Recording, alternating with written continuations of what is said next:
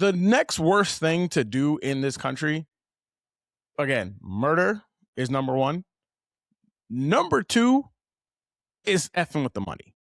Yeah. Welcome back to another edition of the Men Who Cry podcast. On today's episode, we'll be talking about Kawhi Leonard running from charges, is Tyler Herro running from the fade, and is Victor Wembanyama running towards the bank. Make sure you guys like, subscribe, and review for your boy. Just get our likes up. You know what I'm saying? Get these people listening to what we have to say, because what we have to say is a lot of great stuff. Before we get all the stuff that we were talking about, we got to talk about what's happening in the World Cup. Hopefully you guys will be listening to this before we have the two games left, because we're now in the semifinals. First time, I believe, in World Cup history, we have the top four teams ranked in the in the world playing for the World Cup.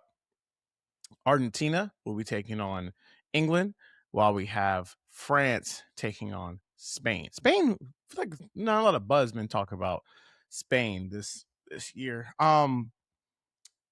Interesting seeing those two games that we had the last time we recorded. The games, two games were on Saturday, on Saturday, and then we had one game each day the day before that. I think that the way that this World Cup is going has gotten people who are novice, as I would say I was. I knew who a lot of these players were, but didn't know a lot about them prior to getting to the World Cup. And now being like, is Argentina in the bag? Or is FIFA rather in the bag for Argentina? We can get that into a little bit, but I just think the matches have been really, really good. We've gotten a lot of goal scoring, and I think the stars have really come to play for the FIFA that we have. France just looks like it's just a matter of time whether they'll be taking it, but I feel like a lot of people think Spain is going to be able to take this one. We'll see how that goes. The big thing I just want to talk about with this is just the Argentina game versus Switzerland was interesting, to say the least. The way that I feel like I have been listening to and understanding this from the soccer aficionados, for people who are really big into soccer, it very much seems like it is just Messi carrying just a bunch of dudes. While those guys have scored a lot, if you actually look at Argentina's profile overall as a team, their team's actually been performing really well. Obviously, Messi's leading the tournament. He's tied with Mbappe for 8 goals in the tournament. But he feels like he's got to do everything for this team. And in that first half, or that really honestly before the red card, the yellow card, the second yellow card that became the red card, Argentina felt like they were dominating the game, and then Switzerland got their first goal, and it looked like they were putting a lot of pressure on to potentially get a second goal. And that's where my man did like 18 flops or circles around the pitch and got a second yellow, and that's how he got ejected from the game. And I think that completely changed the game. Switzerland pretty much had nothing else to do. They had to sit back, basically park the bus.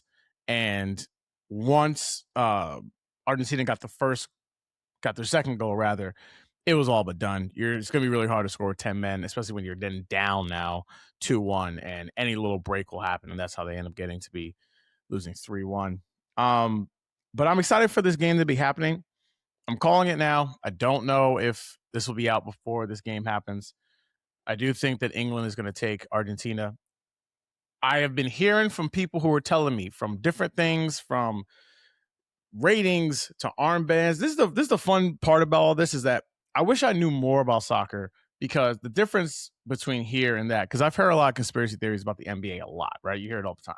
It's in the bag. They would need this team to win, whatever, the money is it. But at least I can refute it, right? I have actual things to refute it. You're really going to tell me that Adam Silver had the New York Knicks be dog shit for his entire tenure, and his predecessor, David Stern, have it be terrible his entire tenure? That doesn't make any sense. Last year, before this team won the championship, they were staring down an Oklahoma City Indiana Pacers finals. And you telling me if they were in the bag, you're going to be like, yep, we're going to green light that. That don't make no damn fucking sense. However, the things I will say about FIFA is, because you are dealing with so many foreign entities and people who are just living in corruption, it makes me feel that there is way more possibility that corruption can be a part of this versus a smaller like domestic league, like, you know, the NBA or the MLB or things like that. And also, not to beat a dead horse, we literally just saw corruption. It just helped, you know, the United States, you know, with a red card that we had to take it away because or whatever. We're suspending a suspension, which I've never heard in my life. But that is my FIFA update so far. I have England over Argentina, and I'm going to stick with France over Spain, even though Spain looks really good. This is going to be great when we have an Argentina-Spain final next Sunday, but that is the way that I'm picking it as of right now. Okay, sliding over to the NBA, because a lot of crazy things happened since the last time we spoke about this. The Kawhi Leonard trade right now, as it's being reported, is essentially put on pause. The reason as that it is being on pause is because the NBA has yet to come down with his decision on the alleged salary cap subversion basically happening. Kawhi Leonard allegedly planting some trees and getting paid for none of it, or got paid a lot of it and didn't plant any of those money trees. This is dumb on all fronts, from mostly the Clippers and Kawhi Leonard's part, but a lot really on the NBA. Because the NBA at the All-Star game was talking about this coming to a resolution. And they didn't have it. The Clipper season ended before the playoffs started. The playoffs came and went. We've had the NBA draft. We are now at Summer League. And the NBA still hasn't decided on what's there to do. And I personally think what ends up happening here is that Kawhi Leonard is going to get a big suspension. I think a lot of people, because it's taking so long, think it's going to be like a ban. I cannot see them banning Kawhi Leonard from the NBA, right? Like, this man, while this is bad, they are banning guys for like effing with the money. Really, Kawhi, if you don't touch the money, it's one of the big things I tell people about America, right? The next worst thing to do in this country, again, murder is number one. Number two is effing with the money.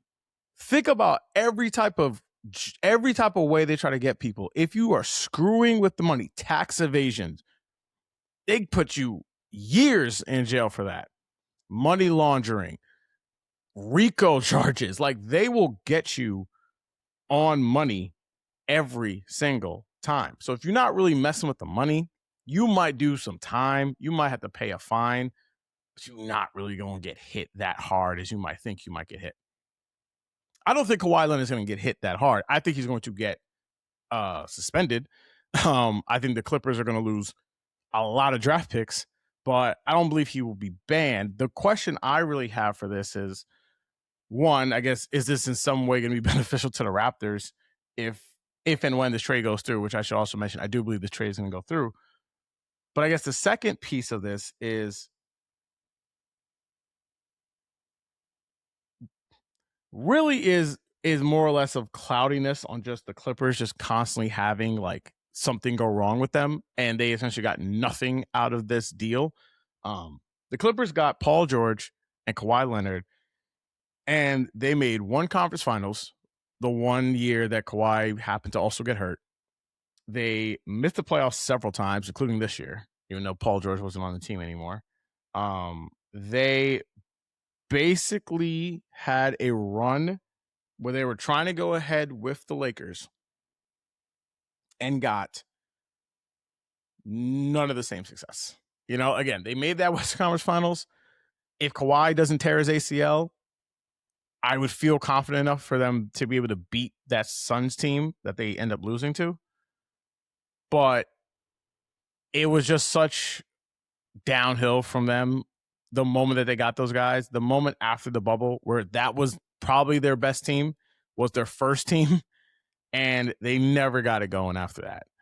And the fact that now this trade might cost them even more as far as getting either A, less from the Raptors, or B, getting fined heavily and potentially having draft compensation lost them by the league, to me is the perfect encapsulation of what the Clippers have always been. And having them be this just always in the mud team is just fascinating for it to always happen. And the thing though about the NBA is that they've dragged their feet so long on this that I think when people saw that the trade was on hold, it kind of reminded people like, oh yeah, that's still taking place.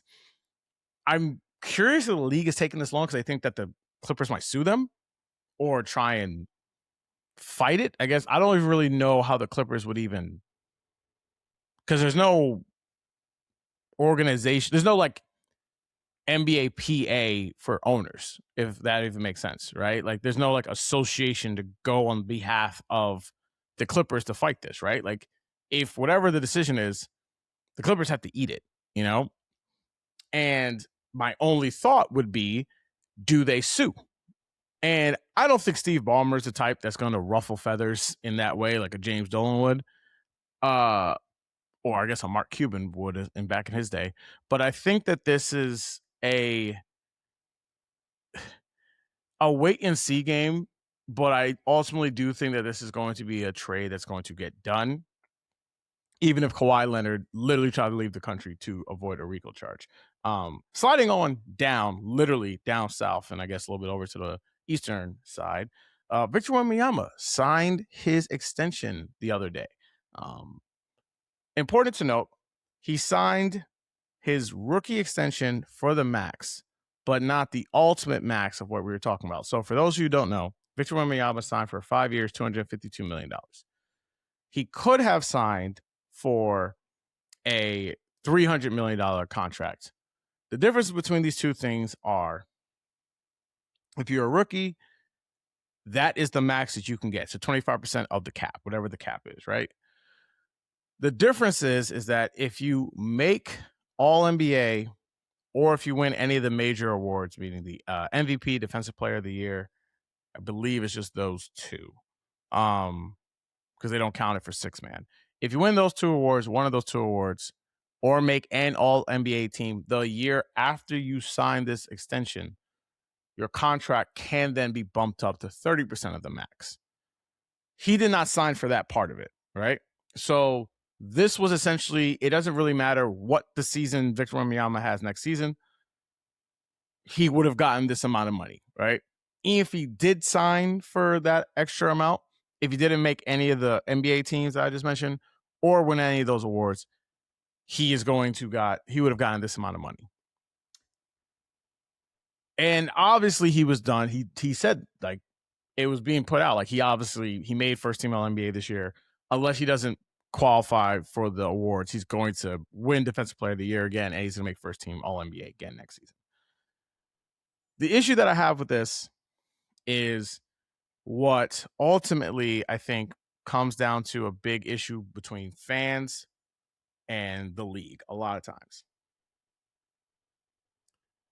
There's a reason why the NBA, the NFL, the MLB, MLS, NHL, the Women's League, like there's a reason why they make your salaries public, right? It is not just for fans to be able to work trades. It is not just for fans to understand like cap economics. It's not just for that. The reason why they have a lot of players, or not a lot, the reason why all players' salaries are public, and the fact that you can literally see and like read like the terms in their deals, is for the fact that you then know how much such and such plays, how much a specific player gets paid, right? You have no idea what the owners make. None. And it's easier to get people to say, look, that person isn't worth that $300 million over 5 years, even though that owner might make $500 million in that same time, right?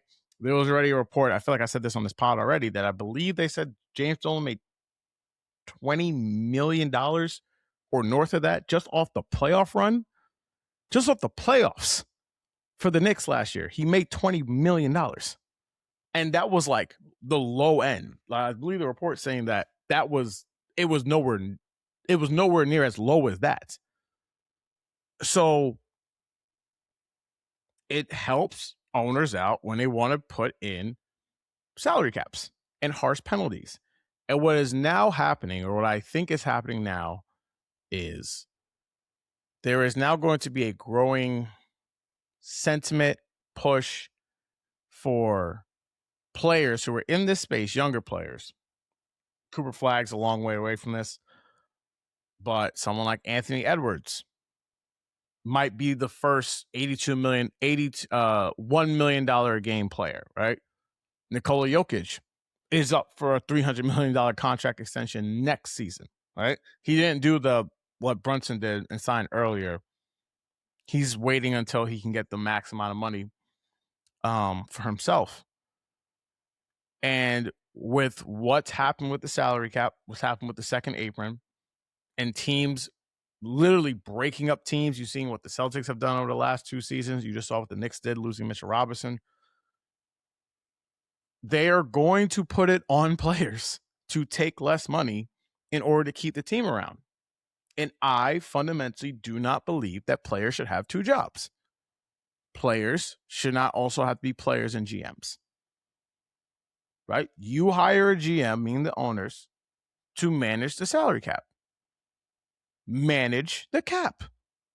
It's not on Jalen Brunson, Victor Wembanyama, LeBron James to take less money for you to do your job better. Like I've said before on this pod, I'll say it again. Salary caps in general are there to suppress wages. That is what they are made for. Obviously, the guys at the tippy top are going to make gobsmacks of money. If you can't make a living or your life lasts off $200 million, you might need to go see some help. Okay, like that's what the issue is. But the main point of all this is that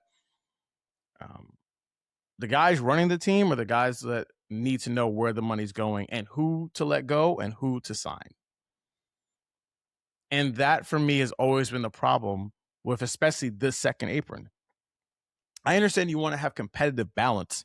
Competitive balance is fine. That keeps the league more interesting, in my opinion. The fact that, once again, we have so many teams that actually believe that they can win the championship this coming season is a good thing, right? You want to have teams believe, and you have more competitive regular seasons, you have more competitive playoffs, yada, yada, yada.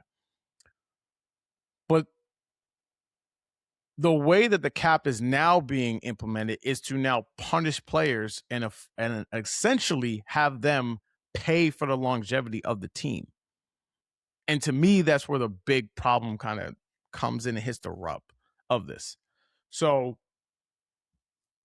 do I think Victor will get praise for this? Yeah. And at the end of the day, again, no one's going to cry for this man. He just signed for $252 million. No one's going to be out there getting him.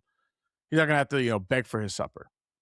The issue, though, is the point is it's not about the player making the level of money that they make.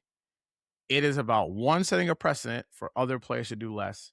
And the other thing is owners still pocketing more and more money, right?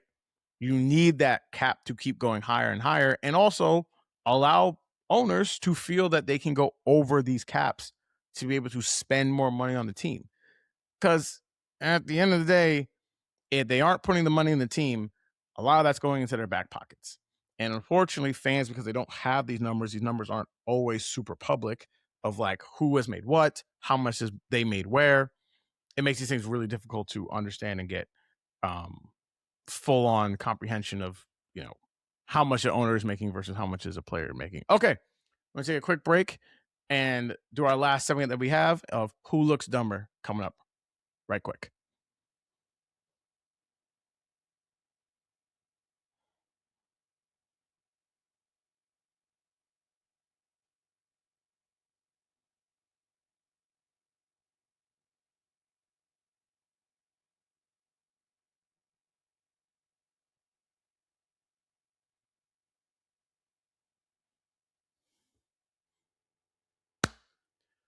Okay, we're back with the segment Sweeping the Nation about who looks dumber. On this episode, on this edition of Who Looks Dumber, this is going to be a little crazy, awkward, because the podcast that you're going to hear after this one was the first time we did Who Looks Dumber with Lane Reardon. but this is actually going to be the first time you will be hearing me do this, even though it's the second time we are actually doing this for you. It's a little convoluted. When I'm doing that, I'm in the future, also in the past. Anyway, on this edition, we are doing about Tyler Herro versus Bam Adebayo in a literal sense and in a big picture sense. So, for those you don't know, Tyler Herro was recently traded to the Milwaukee Bucks, his hometown. Not too many people make it out of Milwaukee, as he says. And apparently, during a pickup game somewhere in Vegas, Tyler Herro and Bam Adebayo got into an altercation where apparently Bam Adebayo just swung on Tyler Herro. And it's kind of been the scuttlebutt of Summer League so far. Also, timeout about two little quick things that we will not get into. One, shout out to the top four of this NBA draft. I am not a big Summer League guy, just because I've seen Kevin Knox look like the second coming of Jesus in Summer League, and that dude was ass. So I generally don't really mess with Summer League in terms of like this is going to project for the future. However, Caleb Williams, Cam Boozer, Darren Peterson, and AJ DeBansa all look like they're about to be first team All NBA players. Maybe Cam probably closer to third team, but them three dudes have been killing it.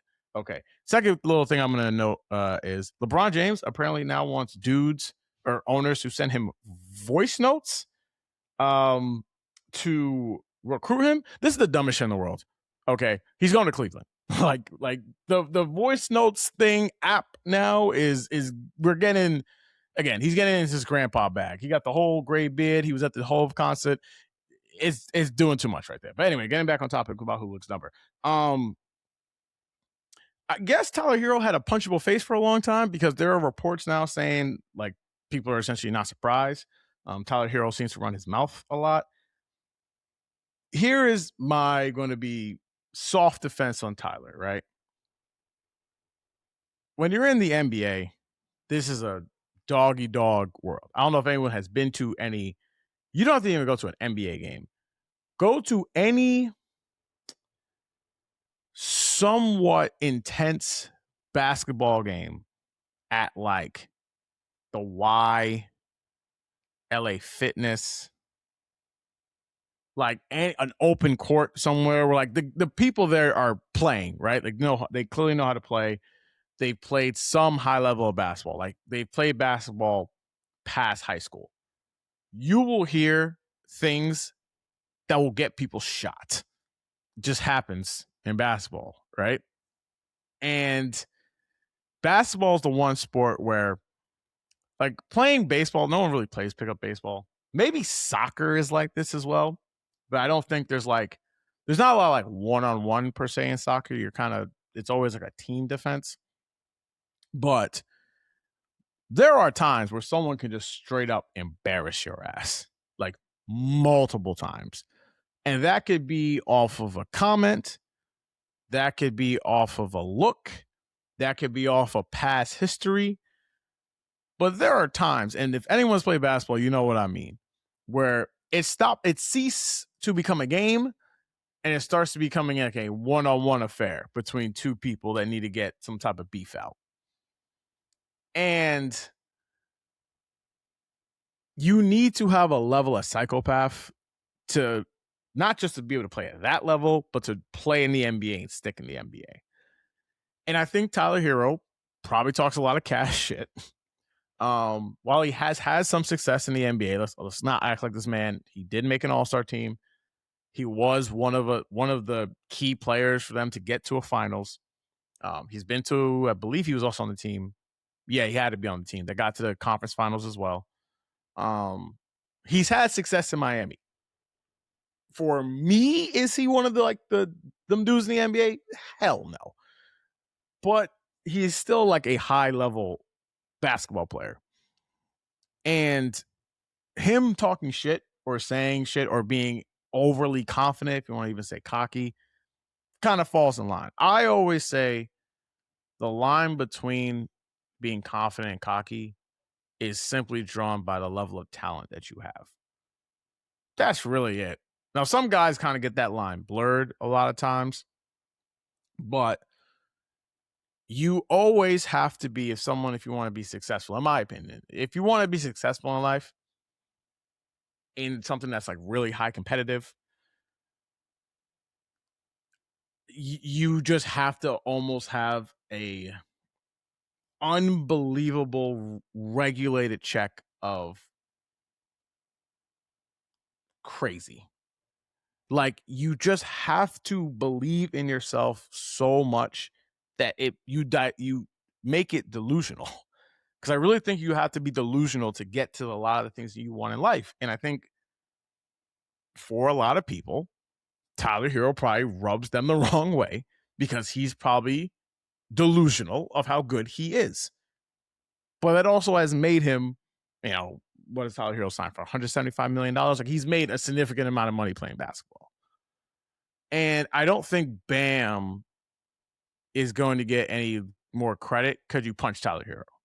Like, okay, great. Like, I don't think this man is really. I know he comes from the streets of Milwaukee. I'm not saying this like, I don't know how Milwaukee gets down, so this is not me taking shots at Milwaukee. I just don't know how Tyler Herro gets down in Milwaukee. That's more or less what I'm saying. And like, that's not anything special per se. You know what I mean? And cool, you did that. Fine. It'll be even more spicy now because Giannis has to go back. The fight happened. The little squabble happened. But to me, this was not anything super special to have happened for like the Heat. Like, I don't really know if this is supposed to be any like cool thing. It's funny. I'm not gonna hold you. It's funny, right? Like, always what the five fingers say to the face. If you know, you know. But I don't think Bam looks necessarily great by doing this. So in the verdict of who looks dumber, we are going to go with Mr. Bam Adebayo for this one. Okay, that's all the time that we have today. Thank you guys again for listening to the pod. It'll mean so much to me if you guys like, subscribe, review. Please tell a friend to tell a friend to tell a friend to tell a friend, tell a friend.